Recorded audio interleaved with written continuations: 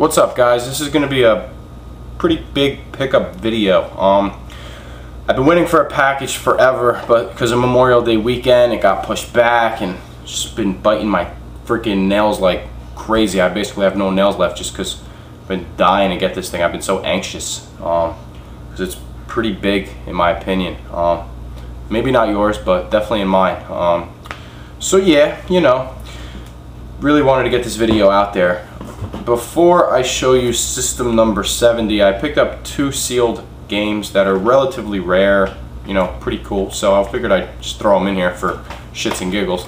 First one is Raiden Fighters Aces for the Xbox 360. This game is hard to find these days. I don't know if it was released in low numbers or if it's just like everyone wants it, but I can't seem to find this game anywhere. I was lucky to get this as a request from the retro store owner. I told him to find it for me, and he did. He sold it to me for $20 sealed, which is a good deal. I'm a big fan of the Raiden series. I have the other one on the 360, which I can't even tell you the name of it off the top of my head, but I got that one, so I've been looking for this and I found it. Second game I picked up, which is minty as fuck considering, you know, the age of it, and that's Valis 3 for the TurboGrafx CD, factory sealed. You know, this thing has hardly any blemishes. The corners are really nice. And yeah, factory sealed. Now, I'll be honest, I'm not a real fan of the Valis series. I have it for the Genesis, the one released by Renovation, and you know, I'm not really a big fan, but I couldn't resist this just due to the seal, you know, the factory sealed. It's minty. There's this girl on the cover with her cone titties, you know. Who can resist? So I picked that up, Valis 3. If you don't know about this game, it's pretty much like a platformer with RPG-esque elements such as HP and MP, and you know, it's got some cool features, but this one has actual cinema scenes and stuff, so I figured it'd be a lot better. Like better sound, obviously, because it's on a CD.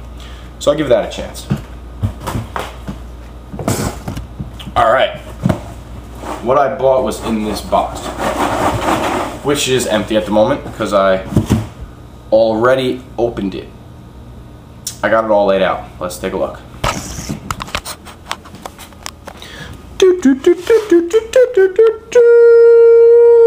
System number 70. The FM Towns Marty. Well, let's start with who the fuck made this system, because a lot of you might not have even heard of it. Well, as you can see here, it is released by Fujitsu. Now, this is Fujitsu's first and only attempt into the home video game console market. It failed pretty miserably, which is a surprise because it had some great games in backwards compatibility. Let's start with this. The FM Towns PC, which came out in '89, you know, they made the FM Towns had a lot of games for it, and it was very popular in Japan for the computer. It was going up against the NEC PC, you know, the 9800 PC, and you know, they were going at it pretty hard. And you know, Fujitsu said, well, maybe we should make an attempt at a home console. So they came out with the FM Towns Marty, which had full backwards compatibility with a high percentage of the FM Towns PC titles. So that's a great plus about this system, is it's basically an FM Towns PC but consoleized here, which is awesome. Now it has a CD drive here and a disc drive on the side right there. That's the power switch, which is oddly located on the far right side. It has a reset button here, and if you flip it over on the front here, it's gonna have two controller ports, a volume slider right here, headphones, and a microphone input. Coming around the back here, it has composite video and S video, which is a great plus.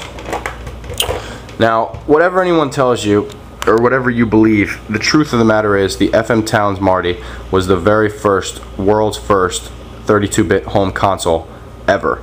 You know, some people will argue and say it was this or this, but fuck all you guys. The truth of the matter is this was the very first 32-bit console. This was released in 1993 in Japan only. This was followed by an FM Towns Marty 2, which is the exact same thing, just different colors.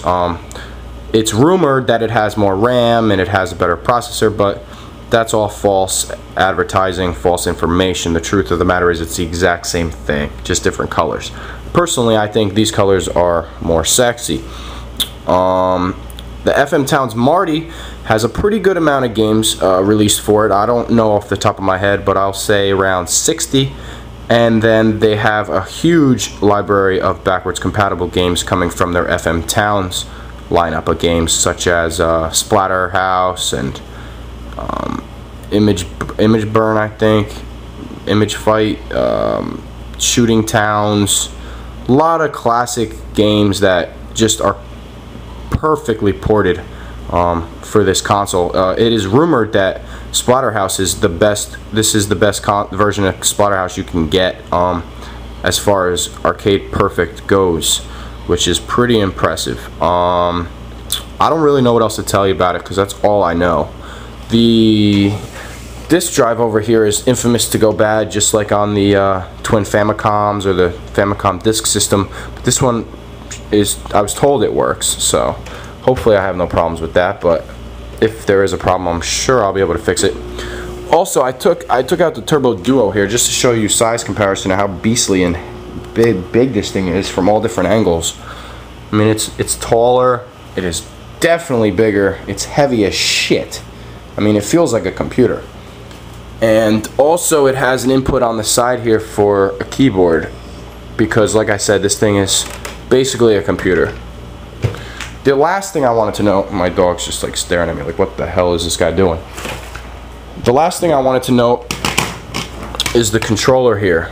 This is the original FM Towns Marty controller, which is extremely rare. I mean, even to get one of these is next to impossible, and I'm just so happy that he included this for me.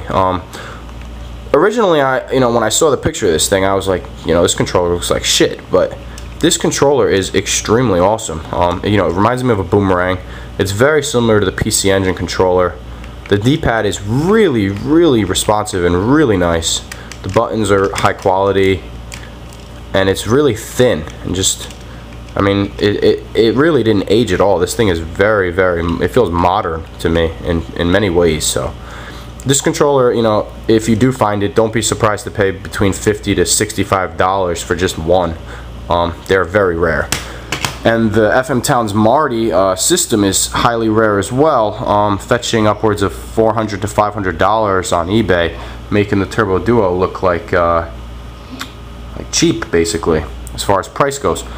But I got it for a hell of a deal, and this is something I've been wanting for a long, long time, ever since I seen Luke Morse's video on this thing, and I was just instantly attracted to it. So I'm honored to have this as my number 70 here, system number 70, and check out some gameplay on this once I get some titles, which are very rare and expensive, so it might be a while, but I'm gonna work on that. But it does play backups, and I'll burn a few just to test it, obviously, make sure it all works. And yep, that's it. So thanks for watching. If you have any questions about the FM Towns Marty, shoot me a PM or leave a comment. But I really don't know much about it other than what I just rambled about, so don't be surprised if I just say simply I don't know. But I would say there's about 60 games released for this bad boy under the FM Towns Marty lineup, and then there's a shitload of FM Towns compatible titles that you can play as well. So this system really is powerful in many ways, and that's all I can say. Thanks for watching, guys. Hope you enjoyed.